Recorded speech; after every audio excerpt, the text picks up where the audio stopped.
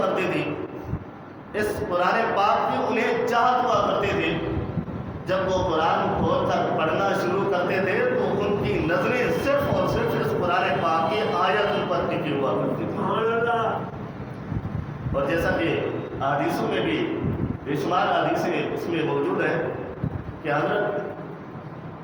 عبداللہ رضی اللہ تعالیٰ عنہ فرماتے ہیں کہ قال من احبا، جو شخص احب القرآن، جو شخص قرآن سے محبت کرتا ہے، قرآن کی چاہت اپنے سینے میں رکھتا ہے، قال من احب القرآن، جو بھی قرآن کی محبت اپنے سینے میں رکھے، فلیبشر، تو میرا محبوب اسے جنت کی خوشخبری عطا فرماتا ہے۔ سبحان اللہ۔ کیونکہ قرآن ایک ایسی چیز ہے، قرآن ایک ایسی چیز ہے جب اس سے ہم محبت کرتے ہیں، جب اس کا لگاؤ ہم سینے میں رکھتے ہیں، جب اس کی محبت ہمارے اندر موجود ہوتی ہے، تو پھر قرآن وہ لاریب کتاب ہے جو اللہ رب العزت نے اپنے محبوب پر نازل فرمائی ہے۔ تو پھر جب ہم اس قرآن سے محبت کرتے ہیں تو یوں سمجھو کہ اس قرآن جس پر نازل ہوا تو اس محبوب مصطفیٰ سے ہم محبت کرتے ہیں۔ سبحان اللہ۔ جب جس پر قرآن نازل ہوا، جب اس کی محبتیں ہمارے سینوں کے اندر ہوتی ہے تو پھر یوں سمجھیں کہ جو رب قرآن اتارنے والا ہوتا ہے تو پھر ہماری محبت اپنے رب سے بھی ہوا کرتی ہے۔ اور یہ محبت ہے قرآن سے، جو قرآن کو محبت سے پڑھتا ہے، جو قرآن کی چاہتیں اپنے سینوں کے اندر رکھتا ہے، تو اللہ انہیں یہ انعام بھی عطا فرماتا ہے۔ دوسری حدیث مبارکہ میں حضرت ابو امامہ رضی اللہ تعالیٰ عنہ اس کے راوی فرماتے ہیں کہ قال سمعت رسول اللہ صلی اللہ علیہ وسلم،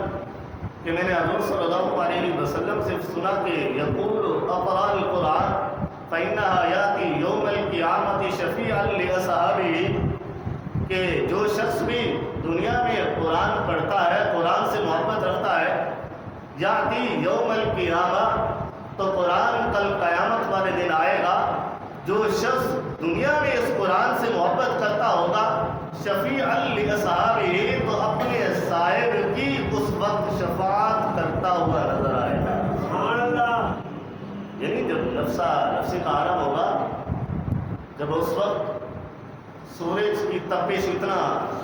زیادہ ہوگی جو سوا نیزے کے لحاظ سے ہمارے اوپر موجود ہوگا، اور جس وقت باپ اپنے بیٹوں سے بھاگ رہا ہوگا، بیٹے اپنے باپ سے منہ چھپا رہے ہوں گے، تو اس وقت اگر کوئی ہمارا آ کر ہاتھ تھام لے گا،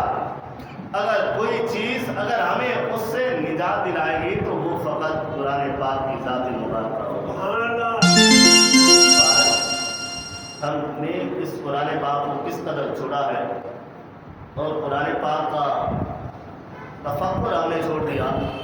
قرآن پاک کو غور و فکر کرنا ہم نے چھوڑ دیا، اور حضرت عبداللہ بن مسعود رضی اللہ تعالیٰ عنہ قرآن پاک کو کھول کر پڑھتے اور نظریں جو ہے قرآن پاک کی آیتوں پر ٹکاتے۔ تو کسی نے سوال کیا، حضور آپ زبانی بھی تو پڑھ سکتے ہیں؟ تو حضرت عبداللہ بن مسعود رضی اللہ تعالیٰ عنہ نے فرمایا کہ زبانی پڑھنے سے صرف